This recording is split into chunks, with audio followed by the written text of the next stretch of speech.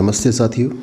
तो आज की वीडियो में हम बात करने वाले हैं कैजुअल लीव की कि किस तरह से एम्प्लॉई कैजुअल लीव को अवेल कर सकता है। छुट्टियों के साथ अगर अवेल करते हैं तो उसका कैजुअल लीव के साथ कैसे प्रभाव पड़ेगा और एक समय में कितनी वो कैजुअल लीव अवेल कर सकता है। उसका जो अकाउंट है कैजुअल लीव का, वो जो ब्रांच ऑफिस है वो किस तरह से उसको मेंटेन करते हैं, उसके बारे में आज हम इस वीडियो में डिस्कस करेंगे। कैजुअल लीव जो है उसको सेंट्रल सिविल सर्विस रूल्स का जो बुक है HPFR पार्ट 3, उसका जो अपेंडिक्स 3 है उसमें भी एलाबोरेट किया गया है और साथ ही साथ अपना जो हिमाचल प्रदेश का जो ऑफिस मैनुअल है उसमें भी इसको बताया गया है। तो आज हम इसको डिस्कस करते हैं कि किस तरह से हम कैजुअल लीव को अवेल कर सकते हैं, कितनी कर सकते हैं एक समय में। इस सारी जानकारी को हम आज इस वीडियो में डिस्कस कर सकते हैं। कैजुअल लीव जो है वो एक रिकॉग्नाइज्ड लीव नहीं है अन्य लीव्स की तरह, इसलिए गवर्नमेंट ऑफ इंडिया ने इसके ऊपर जो है वो रूल जो है वो ज़्यादा नहीं बना रखे।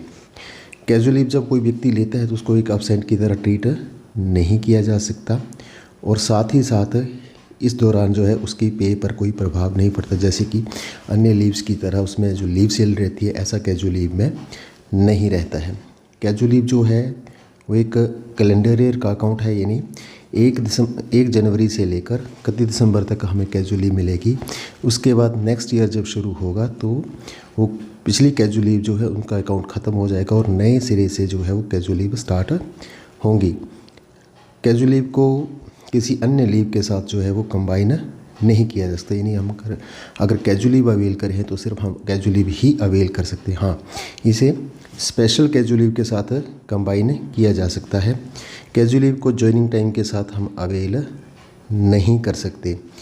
अगर कैजुअल लीव हमने ले रखी है और बीच में कोई गस्टेड हॉलीडेज हैं तो वो गस्टेड हॉलीडेज जो हैं उनको कैजुअल लीव का पार्ट नहीं माना जाएगा। कैजुअल लीव जो है वो हम आधे दिन के लिए भी ले सकते हैं। इसके अतिरिक्त अगर कोई एम्प्लॉई लेट अगर ऑफिस में आता है तो उसकी जो लेट अटेंडेंस है उसको भी हाफ डे कैजुअल लीव जो है वो माना जा सकता है। और उसके साथ साथ अगर उसकी कोई एम्प्लॉई अगर बार बार अगर लेट अटेंडेंस अगर मार्क करता है तो उसके लिए अथॉरिटी जो है उसके विरुद्ध डिसिप्लिनरी एक्शन भी ले सकती है। कंपनसेटरी लीव की हम बात करते हैं इसके साथ साथ। तो कंपनसेटरी लीव जो है वो किस तरह से मिलती है। ऑफिस में जब कोई काम ज़्यादा रहता है तो ब्रांच ऑफिस की कंसेंट से, उसके ऑर्डर से हम हॉलीडे वाले दिन जो है वो काम कर सकते हैं और उसके बदले हमें कंपनसेटरी लीव मिलेगी।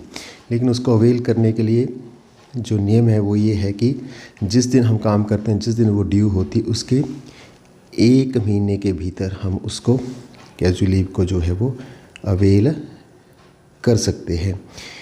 इसके अतिरिक्त कुछ स्पेशल कैजुअल लीव रहती है जो स्पेशल सर्कमस्टांसेस में हैं जो एम्प्लॉयज़ को मिलती हैं। तो वो स्पेशल सर्कमस्टांसेस क्या है, स्पेशल कैजुअल लीव क्या है। कोई कर्मचारी है जो स्पोर्ट्समैन है, कल्चरल एक्टिविटीज़ में भाग लेता है, उसको स्पेशल कैजुअल लीव मिलती है। माउंटेनियरिंग और ट्रैकिंग का जो एक्सपीडिशन है उसमें अगर पार्टिसिपेट करता है उसको स्पेशल कैजुअल लीव मिलती है। फैमिली प्लानिंग ऑपरेशंस है उसके लिए स्पेशल कैजुअल लीव मिलती है। यूनियन और एसोसिएशन से जुड़े जो पदाधिकारी हैं उनको उनकी गतिविधियों में भाग लेने के लिए जो है वो स्पेशल कैजुअल लीव सरकार द्वारा दी जाती है।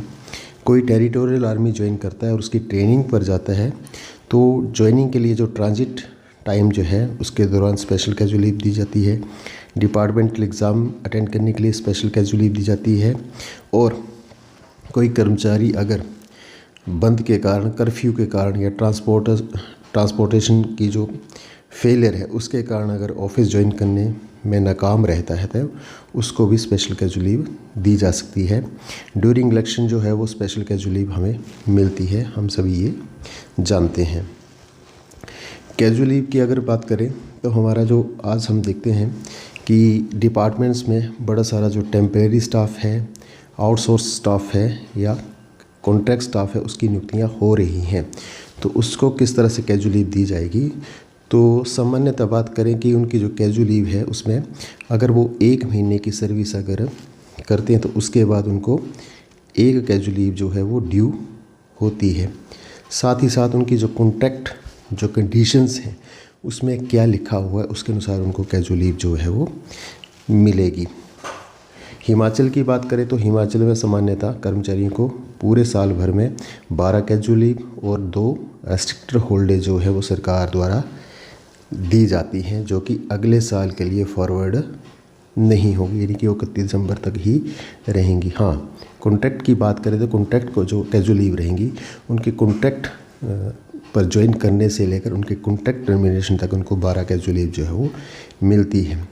कोई कर्मचारी अगर साल के बीच में अगर ज्वाइन करते हैं तो उनको प्रोफेशनली उस जो बची हुई अवधि है साल की उस महीनों के अनुसार उनको जो है वो कैजुअल लीव जो है दी जाती है।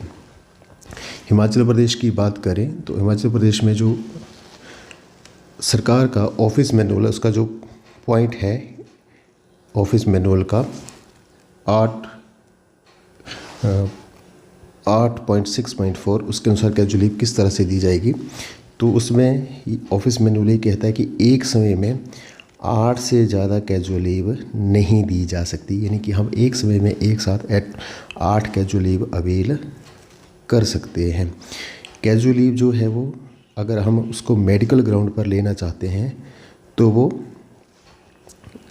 2 दिनों से ज़्यादा जो है वो 2 दिन से ज़्यादा हो सकती है, और अगर उसको मेडिकल के साथ अगर लेना चाहते हैं तो वो बिना मेडिकल सर्टिफिकेट के नहीं होगी। हाँ, 2 तक हम बिना मेडिकल सर्टिफिकेट के उसको लेना चाहते हैं अगर हम उसको मेडिकल के साथ उसको अवेल कर रहे हैं। कैजुअल लीव जो है वो ऑफिस में हमें अपने डीडीओ को बताकर जो है वो अप्लाई करनी होगी। हाँ, मेडिकल की स्थिति में या अन्य कोई अनअवॉइडेबल जो सर्कमस्टांस है उसमें हम घर से उसको अवेल कर सकते हैं, घर से उसको अप्लाई जो है वो कर सकते हैं। कैजुअल लीव को जो है वो ईमेल के द्वारा भी अप्लाई किया जा सकता है।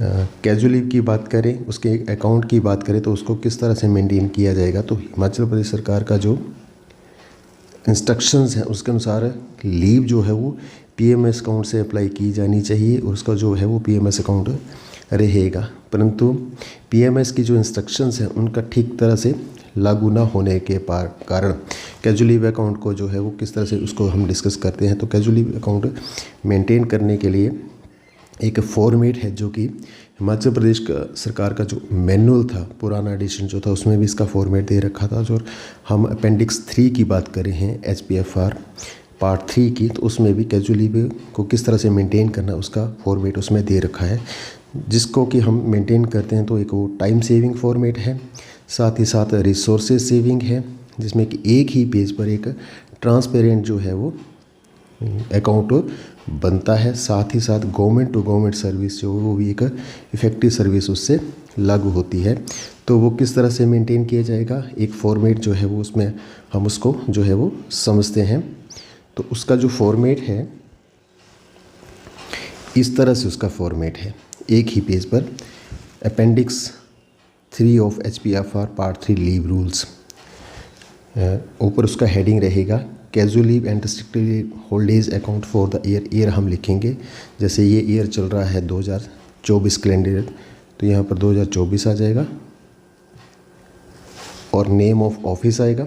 अगर बड़ा ऑफिस है, बड़ी इस्टेब्लिशमेंट है, तो क्योंकि बड़े ऑफिस जो बड़ी इस्टेब्लिशमेंट उसमें सेक्शन के अनुसार जो है कैजुअल लीव अकाउंट मेंटेन होता है, तो उसमें इस तरह से उसके ब्रांच का नाम जो है वो लिखा जाएगा। फॉर्मेट उसका इस तरह से रहेगा, serial number, name of employ and designation, और casual leave taken on dates, इस तरह से डेट्स होंगी 1st, 2nd, 3rd, 4th, 5th up to 12th, और साथ ही साथ यहाँ पर RH का। यानी हम कई ऑफिस में ये देखने को आता है कि वो एक पेज पर एक ही एम्प्लॉय का अकाउंट मेंटेन करते हैं, उसमें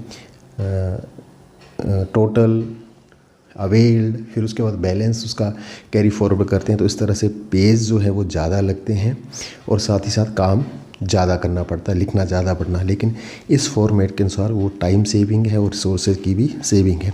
तो मान लीजिए कोई हमारे ऑफिस में एम्प्लॉयज़ हैं 1 2 3 4 A बी सी डी। मान लीजिए सी एम्प्लॉई जो है वो कैजुअल लीव अवेल करता है 25 जनवरी को, तो हम यहाँ पर क्या करेंगे 25/1 की डेट डाल देंगे। इससे हमें ये ध्यान में आ जाएगा कि एम्प्लॉई सी ने 25/1 को फर्स्ट कैजुअल लीव जो हो अवेल की है, उसके जो बैलेंस कैजुअल लीव जो है वो अब 11 बचती हैं। तो इस तरह से हम डेट उसके फर्स्ट सेकंड थर्ड में मेंशन करते जाएंगे और इस तरह आसानी से हमारा जो अकाउंट जो है वो मेंटेन हो जाएगा। इसके तरफ शेष जो इंस्ट्रक्शंस हैं वो किस तरह से रहेंगी, तो हम कैजुअल लीव की बात करें कि कई बार कर्मचारियों के ध्यान में ये रहता है कि हम कैजुअल लीव जो मेंटेन करें अवेल कर रहे हैं या जो भी कोई छुट्टी ले रहे हैं वो हमारा अधिकार है और हम कभी भी उस छुट्टी को अवेल कर सकते हैं, परंतु ऐसा नहीं है। तो कैजुअल लीव जो या अन्य लीव रूल जो है वो ये कहते हैं कि लीव को जो है वो एज ए राइट क्लेम नहीं किया जा सकता। हाँ ठीक है, वो एक सुविधा हमारे लिए है, लेकिन हम समझें कि हमारा वो राइट है, हम कभी उसको अवेल कर सकते हैं, तो ऐसा नहीं है। वो डिपेंड करता है डीडीओ की या कंट्रोलिंग की जो डिस्क्रिप्शन है उसके ऊपर डिपेंड करता है। हमने लीव अप्लाई की है, परंतु एक्सीजेंसीज ऑफ पब्लिक हैं, जो जनहित कार्य हैं वो आवश्यक हैं, तो कंट्रोलिंग जो हमारी जो अथॉरिटी है लीव को सैंक्शन करने वाली, वो उस लीव के लिए मना कर सकती है या हमने जो लीव अप्लाई कर रखी है उसको वो कम कर सकती है। तो इस प्रकार से हमारे जो ये कैजुअल लीव के जो नियम हैं वो इस तरह से हमारे ऊपर अप्लाई होते हैं कि हम किस तरह से कैजुअल लीव जो है वो अप्लाई कर सकते हैं, किस तरह से उसको अवेल कर सकते हैं। छुट्टियों के साथ अगर अवेल करते हैं तो उसका क्या प्रभाव रहेगा, हमें किस प्रकार से कैजुअल लीव अप्लाई करनी है, ईमेल से कर सकते हैं, नहीं कर सकते हैं। अगर मेडिकल के आधार पर हम कैजुअल लीव अप्लाई कर रहे हैं तो उसको किस तरह से करेंगे, 2 से ज़्यादा कैजुअल लीव होंगी तो हमें मेडिकल उसके साथ देना पड़ेगा। ये सारी बातें जो है हमने इस कैजुअल लीव रूल्स में, कैजुअल लीव की इस वीडियो में डिस्कस की हैं।